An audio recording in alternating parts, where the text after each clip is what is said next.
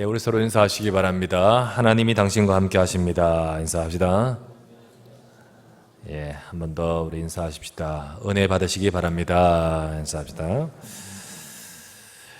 예, 오늘 본문의 시편 91편의 말씀을 가지고 전능자의 그늘 아래 사는 자, 우리 1절에 나오죠. 지존자의 은밀한 곳에 거주하며 전능자의 그늘 아래 사는 자요 라는 말씀처럼 오늘 제목을 전능자의 그늘 아래 사는 자라는 제목으로 여러분과 제가 말씀을 나누면서 여러분과 저의 모든 삶이 항상 전능하신 하나님의 인도하심과 보호하심과 축복하심을 누리는 깊은 은혜의 비밀이 함께하기를 주의 이름으로 축원합니다. 톨스토이라는 분이 있지 않습니까? 러시아의 대문호 톨스토이, 그분이 쓴 책은 대부분 다 좀 이렇게 인생에 대해서 깊이 생각하게 하는 인생의 실존이 무엇인가 이런 주제와 의미를 가지고 많이 이렇게 작품을 남겼습니다. 그 중에 톨스토이 작품 중 참회록이라는 책에 거기에 인생이 무엇인가를 실감 있게 표현한 글이 하나 있습니다. 거기 보면 한 나그네가 있는데요. 한 나그네가 메마른 광야를 걸어가고 있습니다. 너무너무 힘들죠. 햇볕이 강하게 쬐고 힘드는 순간입니다.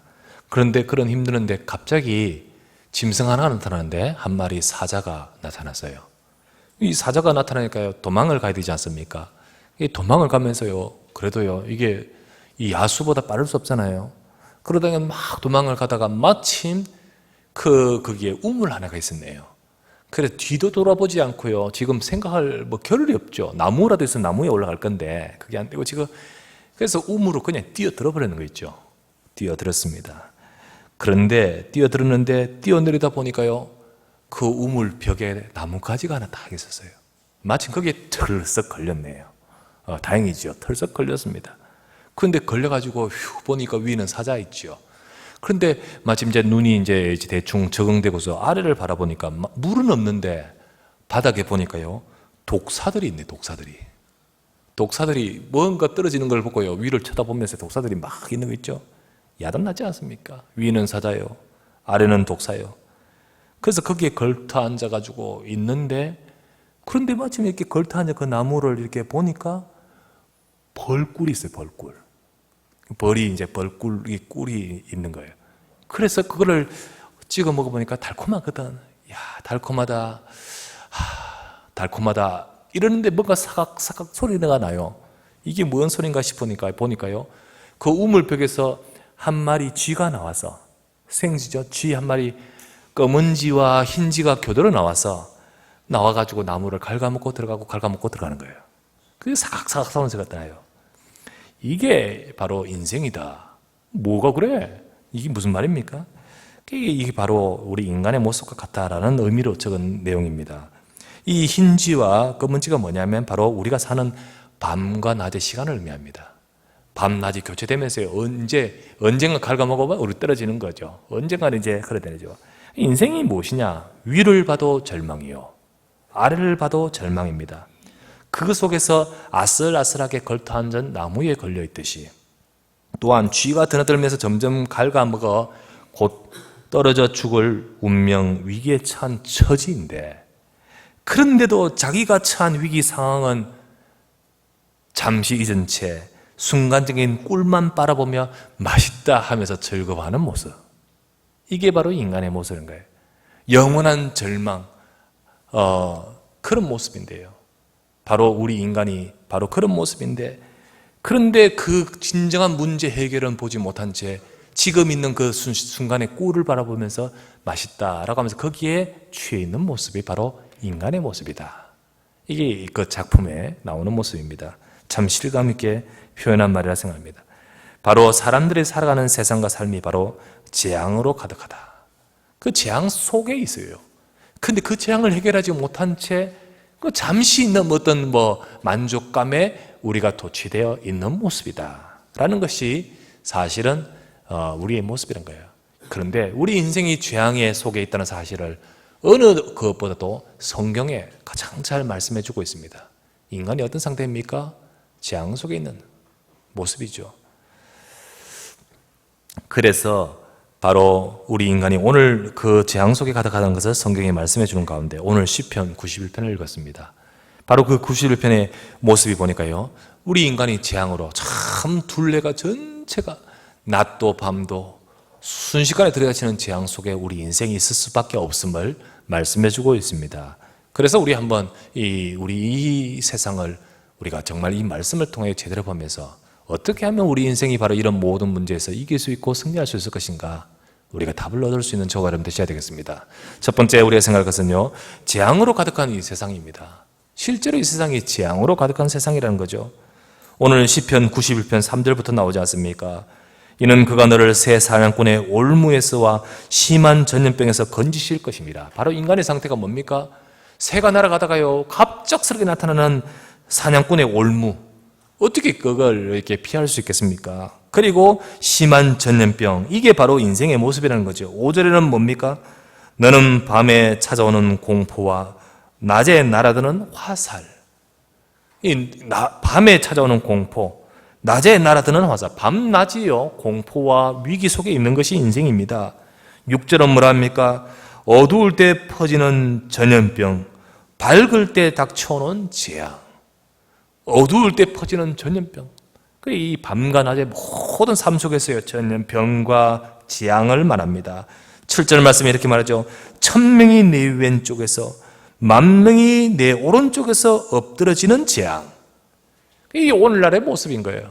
근데 이 재앙이 네게 가까이 하지 못하리로다, 이 말이죠. 근데 이 사실은 현장이, 세상이 바로 이 재앙 속에 있다는 사실이에요. 실제로 저와 여러분들 우리 현실을 살펴보면 하루도 우리 주변에 문제 없는 날이 있습니까? 이 땅은 질병은 얼마나 많으며요, 그리고 고통은 얼마나 많습니까? 이 지구 전체가요, 하나의 병동이라 할 만큼 지구 안에 있는 사람들 전체가 이 병과 무관하지 않은 삶이 아닙니까? 여러분, 인간이 가진 질병의 개수가 얼마나 된지 아십니까? 사람들이 우리 아는 질병 숫자는 별로 없잖아요. 많이 막 말해도요, 별로 이렇게. 근데 실제로 질병의 개수가 얼마큼 되느냐? 사람의 질병의 개수가 얼마큼 될까요? 숫자가요, 12,420개랍니다. 사람이 가지고 있는, 사람들의 일단 지금까지 나타난 질병의 숫자가 12,420개. 이게 바로 국제질병분류표에 실제 공식적으로 등재된 질병의 숫자라고 합니다. 그 중에 심각한 질병들, 우리가 너무너무 가깝게 우리가 느끼는 질병들이 참 많죠. 특별히 요즘은 암이 얼마나 보편화가 되어 있으며, 그리고 또한 암으로 앞으로 죽어갈 사람들은 더욱더 비율이 높다라고 말할 정도로 암은 더욱더 많아질 것이라는 거죠. 이게 바로 사실 옛날은 그렇지 않잖아요. 옛날에는 그렇지 않은데 어찌 의학이 발달하고 더 발달하는데 이 문제는 더 심각하고 더 많아진다, 보편화되죠. 여러분, 전쟁과 테러가 얼마나 많습니까? 지금 이 땅 우리나라에는 참 하나님의 은혜가 크죠. 그러나 북한이 바로 앞에 있지만요, 실제적으로 지금 현실적으로 오늘 테러 속에 위협을 당하고 있는 나라들이 얼마나 많습니까? 요즘 시리아 문제가 많죠. 시리아 나라 자국민에게 화학무기 해가지고요, 지금 다국적 군이 들어가야 되냐 말아야 되냐, 지금 그렇게 지금 막 있지 않습니까? 바로 이런 문제들이요, 곳곳에 팽배해 있어요. 그것뿐만 아니라 이 정치적인 재해, 이런 재해뿐만 아니라 자연재해는 얼마나 큽니까? 요즘 날씨가 이상해요, 그죠? 우리나라 날씨도 바뀌었는데요, 이렇게 바뀌면서 지구 전체에는요, 또 다른 재앙들이 오는 거 있죠. 그래서 참 자연재해가요, 순간순간 지진도 얼마나 일어나고, 그리고 그 기후 조금 달라진 것이요, 기후가 조금 온도가 높아지는 것이요, 어떤 곳에는 홍수요, 어떤 곳에는요 극한으로 갑자기 날씨가 이상해지고요. 이런 문제로 얼마나 고통이 많습니까? 뿐만 아니라 우리 주변에 교통사고. 여러분, 옛날에는 교통사고는요, 차가 별로 없으면 교통사고가 별로 없을 건데 차가 많아지고 우리가 삶이 복잡해지면서요, 하루에도 일어나는 교통사고가 얼마나 많으며요.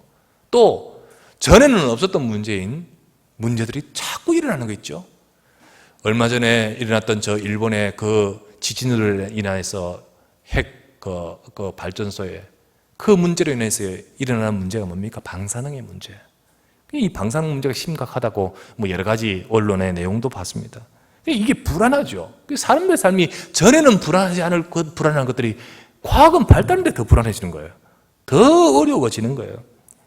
여러분, 개인, 이 사회뿐만 아니라 개인의 가정도 마찬가지입니다. 계속해서 만나는 문제와 고통이 가득하다 보니까요, 그 증거로 하루에 자살하는 수가 우리나라에 40명이 육박하지 않습니까? 하루에 자살하는 수가 40명이 육박. 이 수치가 잘 보여주듯이 인간의 삶이 얼마나 고통스럽고, 뭐 세상 저 밖의 이야기가 아니고요, 오늘날 우리 아내의 삶, 우리 가정의 삶, 우리 개인의 삶이 그만큼 팍팍하고 힘들고 어렵고 결국은 견디다 못하는 상황까지도 온다는 거죠. 여러분, 세상이 왜 이런 고통과 재앙으로 가득하죠? 또 좋아져야 될 건데 갈수록 더해질 것입니다. 왜 그렇습니까? 그렇다면 여기에 대한 진정한 해답이 없습니까? 또 사람들은 해답을 찾을 수 없습니까? 지금까지 역사가 1년, 2년이 아니고요, 얼마나 장구한 역사가 있었습니까?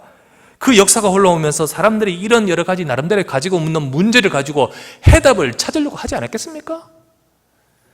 해답을 찾으려고 또한 얼마나 노력했었겠습니까? 하지만요, 우리 인간 속에서는 진정한 해답으로, 우리 인간이 아무리 개발하고 발달하고 아무리 해도요, 진정으로 우리 인생의 문제의 해답은 없는 거 있죠. 하나님은 우리 인간을 창조하시고 우리 인생을 주관하시는 그 하나님이 저와 여러분의 진정한 해답을요, 성경 속에 주셨습니다. 하나님께서 말씀하신 그 속에 있다는 거예요. 그게 바로 우리 인생이 어떻게 창조되었느냐, 우리 인간의 본래 모습은 창세기 1장 27절에 하나님의 형상대로 만들어진 모습이에요. 우리 인생은 하나님의 형상으로 만들어졌다, 이걸 부정하고 있기 때문에, 이거를 모르고 있기 때문에 인간은요, 전혀 다른 주소에서 정말 헤매고 있을 수밖에 없는 거죠. 하나님은 하나님의 형상대로 사람을 만드시고 하나님의 형상대로 우리 속에 영혼을 불어넣으시고, 그래서 우리 인생은요, 세상의 식물이나 동물이나 그 다른 존재와 다르게 인간은 영적 존재이기 때문에 하나님하고 교류하고 하나님과 함께 살 때, 그 하나님 안에 살 때 복을 받고 행복하도록 우리 인생을 만드셨습니다. 그러나 우리 인생이 그 자리에 있지 아니하고 창세기의 3장에서부터 우리 인간의 문제 속에 빠져버렸죠. 우리 인간이 문제를 향해서 가버렸죠. 그게 바로 뭡니까? 우리 인간이 하나님 앞에 죄를 범했습니다. 곧 우리 속에 죄가 들어와 버렸어요. 우리 인간이 하나님 앞에서 범죄하되 하나님이 주신 말씀, 하나님이 주신 축복의 언약, 그것을 믿지 않고 악한 마귀의 말을 듣고 그 자리를 떠나 마귀의 말을 따라 불순종해버리는 거 있죠. 결국 그 인간이 그때부터 범죄하고 하나님을 떠나면서 우리 인생의 문제가 시작되는데요, 그 문제가 바로 눈에 보이는 문제가 아닌 영적 차원의 문제인 거예요. 그래서 우리 인생의 문제의 배경에는 마귀가 있다는 거예요. 마귀. 로마서 3장 23절 말씀에 모든 사람이 죄를 범하였음에 하나님의 영광에 이르지 못하더니, 사람이 하나님을 만나지 못하는 이유가 뭔지 아십니까? 뭐죠? 죄 때문입니다. 죄가 들어옴으로 인하여 우리에게 문제가 시작되고 하나님을 떠나버렸습니다. 근데 이 죄의 뒷배경에는 뭐가 있죠? 요한복음 8장 44절에 너희는 너희 아비 마귀에게서 났으니 너희 아비 마귀의 욕심을 너희도 행하고자 하느니라. 저는 처음부터 살인한 자요, 거짓말장이요, 진리가 없습니다. 거짓을 말할 때마다 자기 속에 있는 제 것으로 말하나니 이는 제가 거짓말장이요 거짓의 아비가 되었습니다. 이 거짓말장이 마귀에게 속아서 인간이 하나님 앞에 범죄하고 하나님을 떠나버린 상태, 이게 바로 우리 인간의 상태예요. 자, 이때부터 고통이 시작되고 이때부터 죽음이 들어오고 이때부터 우리에게 멸망이 들어오는 거예요. 에베소서 2장 1절 3절 말씀에 너희 허물과 죄로 죽었던, 너희 그 허물과 죄로 죽었던 우리 인생이 바로 이 죽음이 들어온 거예요. 그때 너희가 그 가운데서 행하여 이 세상 풍조를 따르고 공중의 권세 잡은 자를 따랐으니 곧 지금 불순종의 아들들 가운데서 역사는 영이라. 사단은요, 옛날 이야기가 아니에요. 지금 하나님 떠난 불순종 아들들 가운데서 역사는 영, 그 영을요, 사람들은 세상 풍조를 따라 세상 속에 살면서 그 영을 따른다는 거죠.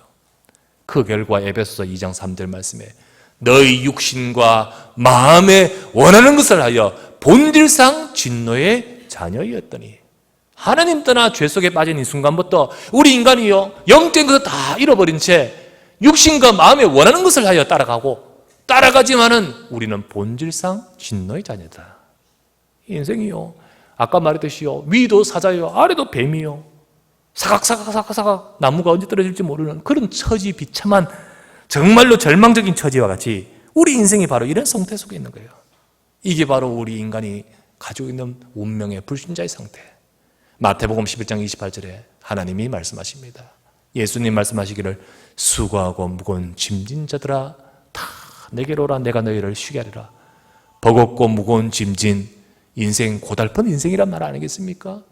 그 속에서 내가 힘들게 힘겹게 살아가는 삶, 그 속에서 고통과 재앙이 가득한 인생의 삶을 살다가 결국은 한 번 죽는 것은 사람에게 정하신 것이고 그 후에 끝이 아니다. 심판이 있으리라. 결국 인간은 하나님 앞에 범죄함으로 지옥에 갈 수밖에 없고, 문제는 여기서 또 끝이 아니고 나도 고통받지만은 우리의 후대가 또 이 문제를 이어간다는 거죠. 왜? 그 영향 아래 살고 그 모습 그대로 살고 있고 그 모습 알지 못하고 그대로 살아가고 있기 때문이죠. 그래서 진짜 해결할 수 없는 정말로 악순환의 문제가 바로 우리 인생이 지금 가지고 있어요. 우리 교회 어떤 아무개 집사님, 여집사님이요, 정말로 처절하게 가문을 향한 기도의 제목이 있어요. 그 가문을 향한 기도 제목을 쭉 봤는데 한 명 한 명 그 개인 특별히 남편의 가정은 일단 둘째치고 남편을 위해 기도하고, 특별히 남편의 그 가정을 둘째치고 지금 절실하게 기도해야 될 내 진정 가문의 그 가정의 사람들을 쭉 적어놓아서 그 상태와 그를 두고 하는 기도 제목을요 빽빽하게 적은 것을 제가 한번 읽어보면서, 야, 이분이 이렇기 때문에 간절하고 절실하고 안타깝게 막 매달리는구나, 이런 이해됨이 있는데요. 그 가문, 그 가정 집안에 자기의 형제, 자기의 부모, 자기의 그 조카, 그들을 향한 기도 제목 속에 뭐가 있습니까? 그 속에 보니까요, 중독이 있어요. 알코올 중독, 이거 중독, 저거 중독, 게임 중독, 무슨 중독, 우울증이 있어요. 무기력이 있어요. 가정이 파탄되고 이혼이 있어요. 그러다 보니까 후손이 또 무너지네. 음란함이 있어요. 그러다 보니 이혼도 되고요. 장애가 있어요. 그런 문제들이 가득하네. 이거 보고 말고 보니까요, 내 가정, 우리 가정이 재앙 속에 살았다는 사실에 대해서 막 이렇게 될 수밖에 없는 거 있죠. 여러분, 이게 바로 저 먼 이야기가 아니고요, 우리의 가정과 우리의 현장의 이야기인 거예요. 많이 모든 것을 가지고 잘한 듯 싶지만요, 사실은 그 문제, 큰 문제, 깊은 문제를 우리는 안고 있습니다.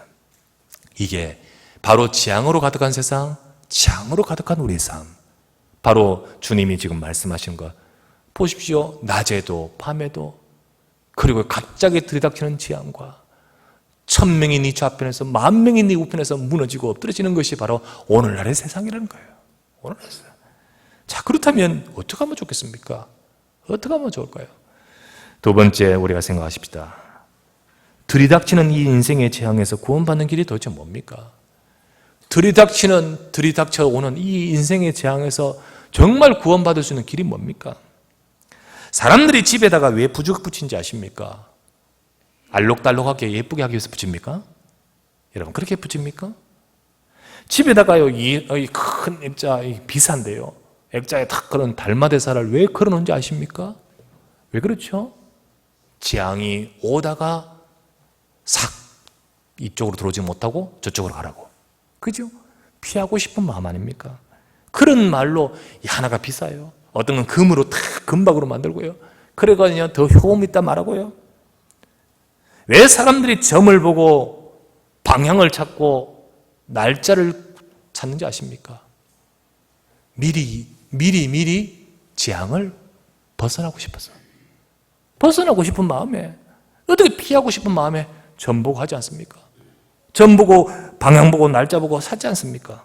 왜 이렇습니까? 다 피하고 싶은 마음 아니겠습니까? 그러나 누가 피할 수 있으며 누가 막을 수 있습니까?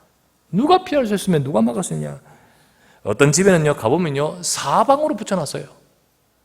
동서남북 다 붙여놨어요. 이 방, 저 방 다 붙여놨어요. 얼만큼 불안하다는 이야기겠죠. 뭐 다 좋은 게 좋은 거 붙여놓으면 좋은 게 좋은 거. 근데 그 마음의 근저에는요, 뭐가 있냐? 불안함이 있는 거예요. 그 마음의 심중의 밑바닥에는요, 두려움이 있는 거예요. 사람들은 이렇게 함으로써 해결을 받을 수 있을까? 저렇게 함으로써 해결을 받을 수 있을까? 참 세상에는요, 많은 가르침이 있고, 그리고 또 좋은 유익한 가르침도 많아요. 인생의 가르침이 참 많죠. 그러나 진짜 답은 그게 그거예요. 다 유익은 되지만은 진정한 우리 인생 문제의 해답은요, 그 문제의 이거는 터치를 못하죠. 그거 어떻게 해결할 수 있을까요? 아무도 해결할 수 없는 거예요. 보니까요, 많은 이런 일에 이야기했더라고요. 여러분, 고스톱이 주는 인생의 심오한 가르침이 있다. 이렇게. 여러분, 고스톱 할 수 있습니까? 고스톱? 저는 고스톱 잘 못해요. 미나토만 할 수 있는데. 고스톱은 잘 몰라요. 그런데 고스톱이 주는, 누가 고스톱 진짜 좋아하는 사람이겠죠. 심오한 인생의 가르침이 있다. 뭔 말인가 싶어 보니까요. 첫 번째, 낙장불입이란 말이 있더구만. 낙장불입 뭐죠? 제가 한번 찾아봤더니 도대체 뭔 말인가 싶어서 보니까 한번 내놓은 것 집어넣지 못한다 이 말이겠네. 낙장불입. 그 가르침은 뭐냐? 한 번의 선택으로 인한 결과는 되돌릴 수 없으므로 매사에 신중해야 됨을 가르친다. 낙장불입. 비풍초 똥팔삼이라는 게 있던 거 아니에요. 비풍초 똥팔삼. 이게 뭡니까? 뭐 그런 게 있는가 봐요. 이게 무슨 의미냐? 인생의 어떤가? 살면서 무엇인가를 포기해야 할 때 정확한 가치 기준을 따라 우선순위를 잘 결정해서 위기를 잘 극복해야 된다. 광박이라는 게 있고, 광박. 인생은 결국 힘 있는 자가 승리하기 마련이기 때문에 광이 힘이다는 거예요. 광이 힘이다. 최소한 광 하나는 가지고 있어야 됨을 필요한 것이다. 가르친다. 피박이 있다고, 피박. 쓸데없는 피가 얼마나 중요한지를 깨우쳐 사소한 것이라도 결코 소홀히 보지 말라 라는 말이라고 하더라고요. 인생은 결국 승부라는 것을, 도전정신을 가리킨다. 참 말은 잘해요. 마지막으로 나가리가 있다고. 나가리가 뭐죠? 인생은 곧 나가리라는 허물을 일깨워서 집착하지 않는 마음 자세가 인생에 필요하다. 참 교훈 잘 가르쳤다고. 다 좋은 말들이에요. 좋은 말들. 세상에는요, 이런 좋은 말들이 많습니다. 가르침도 있어요. 이거는 우스갯소리지만 진짜 좋은, 우리에게 도움되는 말이 많지만, 그러나 진짜 우리 인생의 문제를 해결할 수 있는 답은 거기서는 없어요. 왜냐? 우리 인생의 문제에서 우리 스스로 벗어날 수 없습니다. 그렇기 때문에 하나님이 보호자가 되시고 하나님이 피난처가 되셔야 되는 거예요. 그래서 하나님께서 하신 구원의 축복을 받아야 됩니다. 하나님은 재앙 속에 우리 인생을 구원하시기 위해서 하나님이 처음부터 하나님 자신이 우리 문제를 해결하기 위하여 그리스도로 오실 것임을 약속하셨습니다. 여러분과 저 우리 인간의 문제를 해결하실 구주로 오시는 거예요. 우리 인간의 문제를 해결하실 그분으로 오시는데, 그분이 누굽니까? 예수님이십니다. 그 예수님이 우리를 구원하실 자로 오신다는 그 직책이 뭡니까? 그리스도입니다. 그리스도란 말은 뭡니까? 세상에 위대한 분, 뛰어난 분, 가르침을 주시는 분이 많지만 그런 분 아니라 바로 내 인생, 바로 그 문제를 해결하기 위해 오시는 분이에요. 그래서 창세기 3장에서 우리 인간 아담과 하와부터 시작하여 가지고 있는 그 재앙 속에 빠져있는 그 순간 직접 하나님이 앞으로 여자의 후손이 오실 것인데, 여자의 후손이 와서 뱀의 머리를 상하게 할 것이다. 바로 하나님이 바로 우리 인생의 문제를 해결하실 그리스도를 보내실 것임을 말씀하시는데, 그 그리스도로 오신 분이 바로 예수님이십니다. 그리스도가 어떤 역할을 하십니까? 그리스도는요, 의미를 따지자면 세 가지의 직책의 역할을 하는 분이에요. 삼직, 세 가지 직책. 그게 바로 뭡니까? 왕과 같은 역할, 제사장과 같은 역할, 선지자와 같은 역할을 한다는 거예요. 세상에 왕도 있고 제사장도 있고 선지자도 있지만 참 왕, 참 선지자, 참 제사장의 역할을 하실 분으로 오시겠다는 겁니다. 참 왕의 역할이 뭡니까? 요한일서 3장 8절 말씀에 하나님의 아들, 죄를 짓는 자는 마귀에게 속하나니 마귀는 처음부터 범죄함이니라. 하나님의 아들이 나타나신 것은 마귀의 일을 멸하러 가십니다.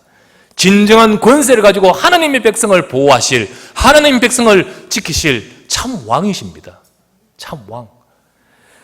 참 제사장은 무엇입니까? 마가복음 10장 45절 말씀에 인자 예수님 자신이 오신 것은 대접받고 섬김을 받으려 함이 아니요 도리어 섬기려 하고 자기의 목숨을 많은 사람의 대속물로 죄를 속하기 위해 그 문제를 해결하기 위하여 대속물로 주기 위해 오셨다는 거예요. 저와 여러분의 죄를 해결하기 위해 오셨습니다. 예수님은 참 선지자 그리스도이십니다. 무엇입니까? 하나님 떠난 인생, 요한복음 14장 6절 말씀에 예수께서 가르사대 내가 곧 길이요 진리요 생명이니 나로 말미암지 않고는 아버지께 이를 자가 없느니라. 아버지 하나님 만날 수 없습니다. 그분을 통해서 죄를 해결하고 우리를 붙들고 사단의 권세를 깨뜨리고 하나님을 회복할 수 있는 길을 여시는 분이십니다. 그래서 이 사실, 바로 예수 그리스도가 우리의 구주 그리스도이심을 믿는 순간, 내가 그 부분을 믿는 순간 어떤 일이 벌어지죠? 골로새서 1장 13절 말씀에 그가 우리를 흑암의 권세에서 건져내서, 여러분 재앙 아래 있는 우리 인생 멸망할 수밖에 없는데 그가 우리를 흑암의 권세에서 건져내서 그의 사랑의 아들의 나라로 옮기셨으니 여러분과 제게 바로 이런 일이 벌어지는 거예요. 히브리서 2장 14절 15절 말씀에 어떤 말씀이냐면 자녀들은 혈과 육에 속하 있음에 그도 또한 같은 모양으로 혈과 육을 지니시만 죽음을 통하여 죽음의 세력을 잡은 자 마귀를 멸하시며 또 죽기를 무서워함으로 일평생 매여 종노릇하는 자들을 놓아주려 하심이라. 우리 인간이요 죽기를 무서워함으로 일평생 무서워하고 종노릇하는 인생, 그분이 오셔서 죽음을 통하여 죽음의 세력을 잡아 마귀를 멸하셔서 우리를 거기서 해방시킨 줄 믿습니다. 로마서 8장 2절 말씀에 어떤 말? 이는 그리스도 예수 안에 있는 생명의 성령의 법이 죄와 사망의 법에서 너를 해방하였습니다. 벗어나는 거예요. 끝나는 거예요. 그래서 이거를 깨달아야 거예요. 요한복음 5장 24절 말씀에 내가 진실로 너에게 이르노니 이 말, 내 말을 듣고 나 보내신 이를 믿는 자는 영생을 얻었고 심판에 이르지 아니하느니 사망에서 생명으로 옮겼느니라. 여러분과 제가 인생의 재앙에서 구원받는 길이 어딘지 나오지 않습니까?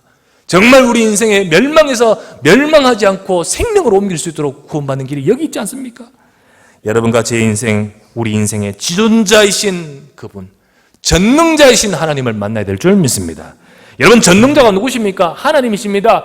그 하나님이 바로 사람의 몸을 입고 우리의 문제를 해결하기 위해서 오신 그리스도, 예수 그리스도는 모든 문제 해결자인 줄 믿습니다.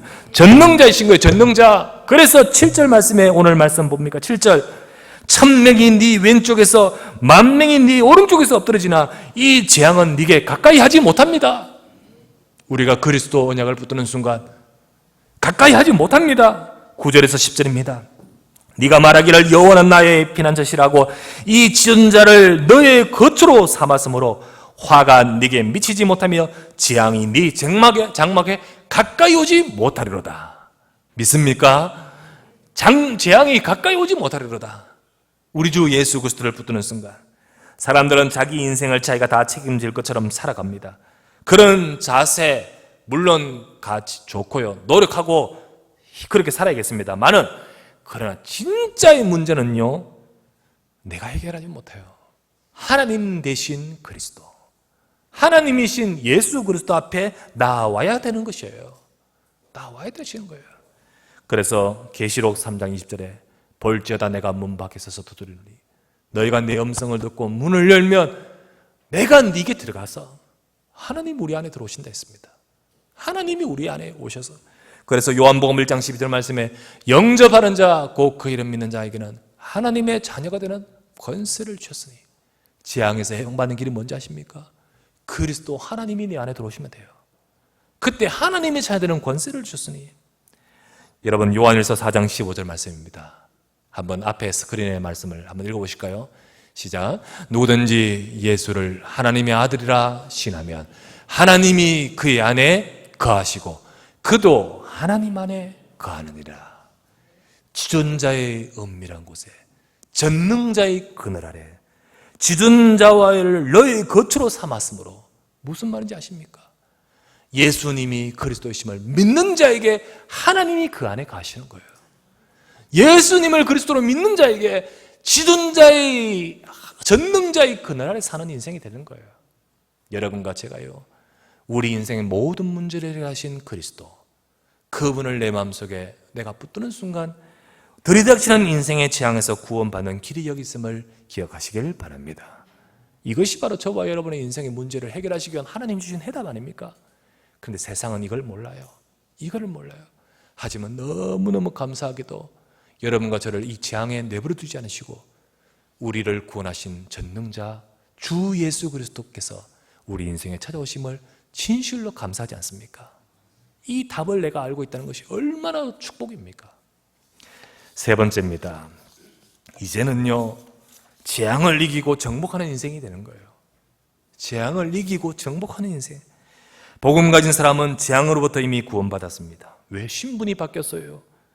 우리의 모든 문제 해결자, 해결의 해답 되신 그리스도입니다. 전능자십니다. 그 하나님이 나와 너와 함께하는 비밀이 있을 때 모든 문제로부터 벗어난다고 하셨습니다. 우리는 거기서 벗어난 인생입니다. 죄와 사망의 법에서 너를 해방하였습니다. 그런데 우리가 이 복음을 가진 사람은요, 단순히 재앙으로부터 보호받는 차원으로 끝나지 않습니다. 이제는 재앙을 이기고 정복하는 인생이 되는 것입니다. 이제는 우리의 이 세상 현장에서 재앙으로 가득한 이 세상에 재앙을 이기고 정복하는 인생이 되는 거예요. 세상은 어둠과 흑암으로 가득한데 저와 여러분들을 빛이라 하시면서 그 빛을 몰아내는 인생이 되는 거예요. 믿습니까? 여러분 한 사람을 통하여 하나님은 그렇게 하기를 원하시는 거예요. 그래서 이어지는 말씀 13절 한번 보십시오. 이렇게 말하잖아요. 네가 사자와 독사를 뭐하며? 밟으며 젊은 사자와 뱀을 밟고 누르로다. 밟고 누릅니다. 더 나가서 14절 말씀에는 뭐랍니까? 그가 나를 사랑한 자 내가 그를 건지리라. 그가 내 이름을 안 자 내가 그를 높이리라. 높이리라. 높아진단 말은 뭡니까? 낮아지면서 높아지는 거예요. 우리는 재앙의 낮은 자리에 있었는데 이제는 높아지는 거예요. 그 다음 뭡니까? 15절 말씀에 그가 내게 간구하리니 내가 그에게 응답하리라. 그들이 환난 당할 때 내가 그와 함께 그를 건지고 영화롭게 하리라. 우리가 재앙 속에 있을 때 비참함이 있었죠. 하지만 이제는 비참함에서 영화롭게 되는 거예요. 여러분, 저와 여러분도 이제는 재앙을 이기고 정복하는 인생이 된단 말이에요. 앞으로 여러분의 인생, 여러분의 가정, 여러분의 가문에서 역사는 흑암 권세를 밟고 완전 정복이 일어나기를 바랍니다. 여러분과 제가 이 사실을 아는 순간 밟고 누르고 라고 하지 않습니까? 그래서 이어서 낮아진 자리에서 높아지고요. 이제는요, 비참함에서 영화롭게 하시는 일이 일어나야 되지 않습니까? 그게 바로 우리에게 주신 약속 아닙니까? 여러분, 이 축복을 받아야 됩니다. 그럼 어떻게 하면 될까요? 어떻게 하면 될까요? 지금부터 복음 가진 여러분과 저는요, 놓치지 말고 붙들어야 될 것이 있습니다. 놓치지 말고 되어줘야 될 것이 있어요. 그게 바로 뭡니까? 14절이에요. 14절 보시기 바랍니다. 하나님이 이르시되 그가 나를 사랑한 즉 내가 그를 건지리라. 그가 내 이름을 안 즉 내가 그를 높이리라. 그가 나를 사랑한 즉, 또 그가 내 이름을 안 즉이라고 했습니다. 무슨 말이죠? 나를 사랑하고 나를 안 즉. 내가 복음을 받은 자로서 이제는 복음을 깊숙이 들어가 체험하고 누리는 것을 말해요. 복음을 받은 자로서 이게 지식으로가 아니라 나에게 체험이 되어지고 누려지는 것을 말해요. 여러분, 우리가 안다라는 말은요, 여기에 있는 거지만요, 히브리어 원어 성경에 안다는 말은요, 거기에 그런 의미가 돼요. 이 안다는 말을 히브리어로 야다라고 하는데요, 야다. 이거는요, 체험하고 확인하여 아는 것을 말합니다.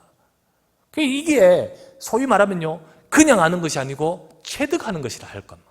우리가 체험을 하면서 아는 것을 말해요. 내가 만나고 확인하고 그래서 아는 것을 말해요. 여러분이 우리가 하나님은 너가 내 이름을 안 즉 뭡니까? 여러분과 제 삶 가운데 그리스도가 누구냐? 그리스도의 이름을 실제로 체험하고 그리고 그 이름을 체험하고 그 속에서 그것이 귀하고 값지고 가치 있는 것을 알다가 좋아하면서 그래서 네가 나를 사랑한 자.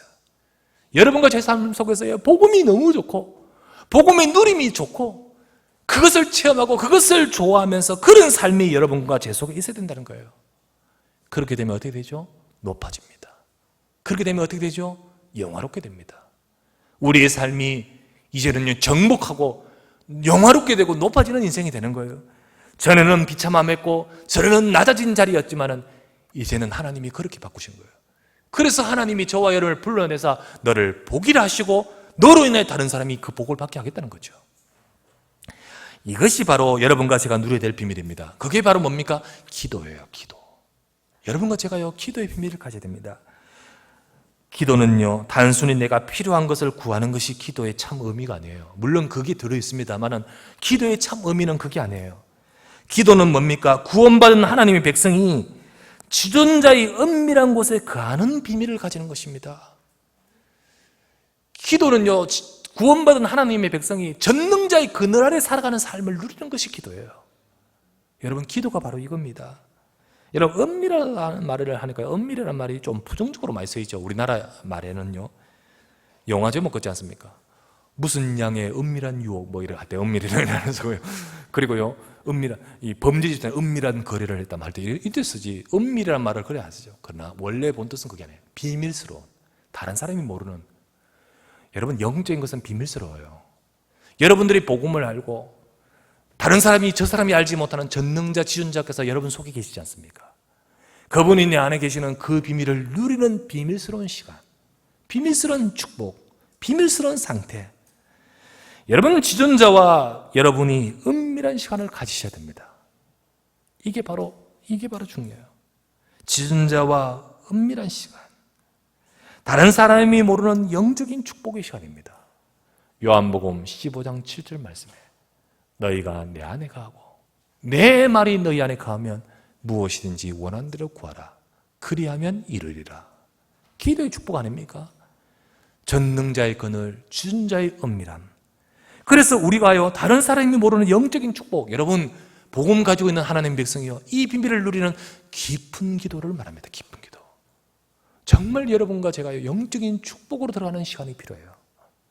이거를 누리면서요, 이걸 가지고요, 정말 하나님의 그리스도의 약속을 가지고 기도해 보시기 바랍니다. 우리가요, 정복합니다. 누르고 밟고요, 우리가 어떻게 합니까? 높아집니다. 우리가 영화롭게 된다는 말이에요. 우리가 영적인 힘을 얻고 하나님의 성령으로 내가 충만한 영적인 비밀을 누릴 때 그때 나타나는 것이 뭐죠? 힘입니다. 힘. 능력이 나타나요. 그래서 능력이 뭡니까? 나오는 말씀이 11절에서 13절 다시 보면요, 그가 너를 위하여 그의 천사들을 명령하사 네 모든 길에서 너를 지키게 하심이라. 그들의 손으로 너를 붙들어 발이 돌에 부딪히지 아니하게 하시리라. 천사의 역사를 말하죠. 활동을 말하죠. 여러분, 기도할 때 세상이 모르는 이 영적 비밀입니다. 여러분이 기도할 때 주의 사자가 동원돼요. 여러분이 기도할 때 주의 사자가 역사해요. 활동해요. 13절, 네가 사자와 독사를 밟고 젊은 사자와 뱀을 밟고 누리라. 이 뭡니까? 뱀과 사자, 이 뭘 말하죠? 누가복음 10장 19절 말씀에 내가 네게 뱀과 전갈을 밟을 권세를 주었노니. 여기서 뱀, 전갈, 독사, 짐승을 말합니까? 지금 우리가 사육사 되란 말입니까? 이 사탄의 권세를 깨뜨리는 걸 말해요. 흑암의 권세를 밟고 누르는 것을 말해요. 여러분, 우리가 진짜 기도할 때 이런 영적인 힘이 나타나요. 여러분과 제가 지존자의 은밀함, 전능자의 그늘, 이 축복 속으로 들어갈 때, 복음 잡고 그리스도의 언약을 붙들고 깊은 기도의 비밀을 누릴 때 이런 일이 벌어져요. 여러분, 사실은요, 참 안 되는 사건이지 않습니까? 사실 그 뒤에 영적인 배경을 우린 기도해야 돼요. 여러분, 우리 후대가 참 그 인생, 그 영혼을 붙들고 있는 흑암 권세를 위해 기도해야 돼요. 그걸 누가 해요? 부모가 복음을 누릴 때, 내가 전능자의 그늘 아래 들어갈 때는 거예요. 그때 어떤 일이 벌어지죠? 네가 높아진다. 네가 영화롭게 된다. 정인 된단 말이에요. 정인 된단 말이에요. 우리가 정복자가 된단 말이에요. 여러분, 이제부터 전능자, 지존자 하나님을 누리는 영적인 비밀을 누리는 만큼 이제는 단순히 재앙에서 내가 벗어나는 구원받는 차원이 아니라 이제는 재앙을 정복하고 재앙에 허덕이는 사람을 살리는 자가 되는 것입니다. 살리는 자, 이게 바로 뭡니까? 전도자 아닙니까? 성경 베드로전서 2장 9절 말씀에 너희는 뭐죠? 뭐 같은? 왕 같은 제사장이요, 너희는 택하신 족속이요 왕 같은 제사장이요 거룩한 나라요. 왕 같은 제사장, 거룩한 나라. 그리스도가 누굽니까? 왕, 제사장, 선지자입니까? 여러분과 우리가 그리스도의 비밀을 누릴 때 왕, 선지자, 제사장 같은 이 놀라운 능력과 응답이 나타날 줄 믿습니다. 하나님은 바로 저와 여러분들 바로 그런 축복 누리기를 원하시는 거예요. 그렇다면 그때부터 아무 어려움이 생기지 않는단 말은 아닙니다. 아무 어려움 없단 말이 아니에요. 가만히 다시 한번 살펴보십시오. 15절을 다시 살펴보십시오. 그가 내게 간구하리니, 기도 아닙니까? 내가 그에게 응답하리라. 그들이 환난 당할 때, 어려움. 자, 이 어려움은요, 앞에 말했던 재앙하고 좀 달라요. 어려움 올 수도 있습니다.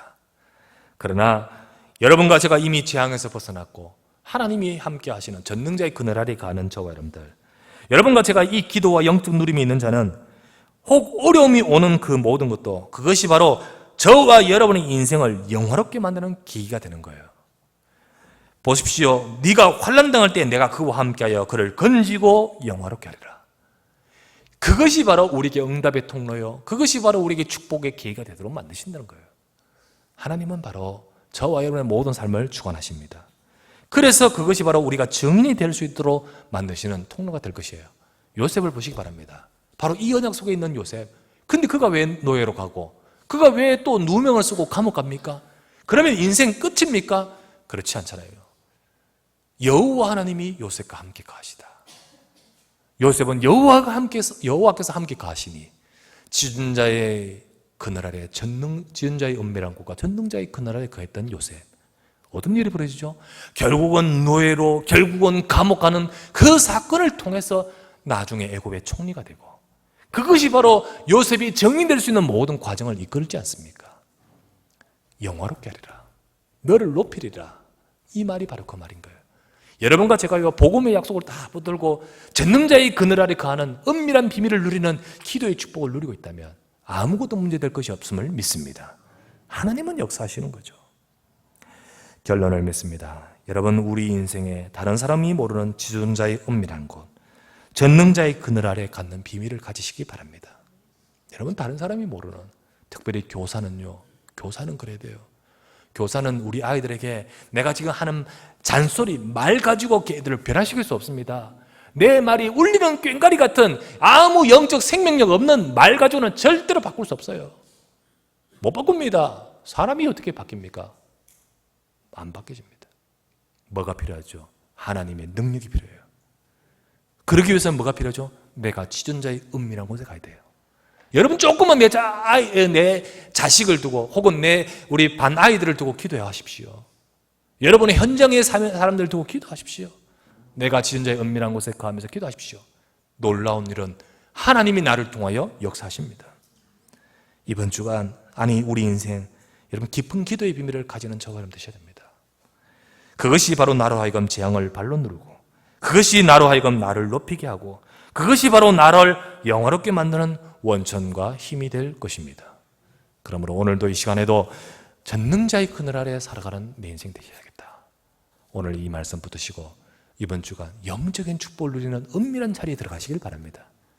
그것이 바로 오늘 이 예배의 시간이요, 그것이 바로 우리 주중 예배의 시간이요, 그것이 바로 내가 내 현장에서 기도하는 시간인 줄 믿습니다. 이 축복 누리는 우리 사랑하는 모든 주의 백성 되시기를 우리 주 예수 그리스도 이름으로 축원합니다. 하나님이여, 감사를 드립니다. 지존자의 은밀한 곳에 전능자의 그늘 아래 사는 자요, 하나님, 우리가 바로 이 축복을 누린 자로 부르신 줄 믿습니다.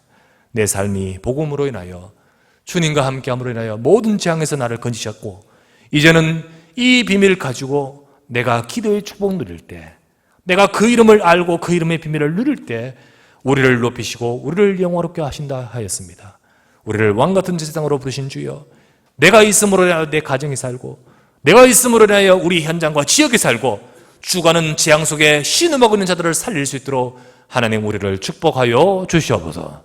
우리 구주 예수 그리스도 이름으로 간절히 기도드리옵나이다.